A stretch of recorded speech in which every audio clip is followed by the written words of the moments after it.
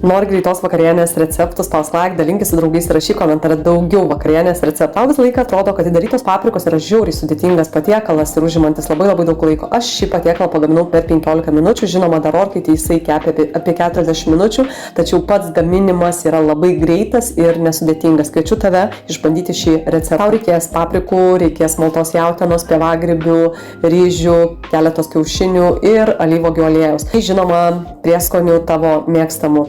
Ant alyvuogių aliejaus pakepink pasmulkintus pievagrybius, dėk juos, sumaišyk su malta jautiena, dėk truputį ryžių, galima naudoti ir virtus ryžius arba tiesiog žalius ryžius, jie išbrims kepimo metu.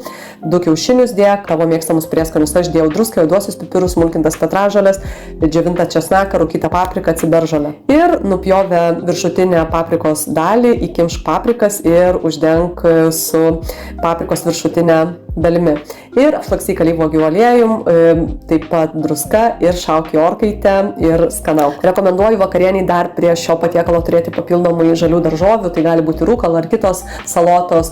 Ir kas dar mano rekomenduojama yra, jeigu nori, kad būtų sultingiau, gali pasiruošti ir padažą iš tų pačių pievagrybių, tiesiog pakepinti su svogūniukais ant ypač tyro alyvuogių aliejaus, įdėti mėgstamų prieskonių ir truputį sojų grietinėlės ir turėsi dar nuostabų padažą šalia šio patiekalo. Arba tiesiog pasiruoš pomidorinį padažą su įvairiausiomis daržovėmis. Irgi be galo tinka prie šio patiekalo. Patinka mano patarimai ir nori jų gauti ne tik tai apie gaminimą, bet nori išmokti iš esmės gaminti ir valgyti sveikai. Įsigyk mano sveiko maisto gaminimo kursus, kurie pakeis tavo kasdieninius įpročius ir iš tikrųjų gaminimas taps lengvas, neturėsi jokių problemų, kaip greitai susikonstruoti savo vakarienę, pietus, užkandžius ar netgi savo šeimyną nustebinti nuostabiais desertais.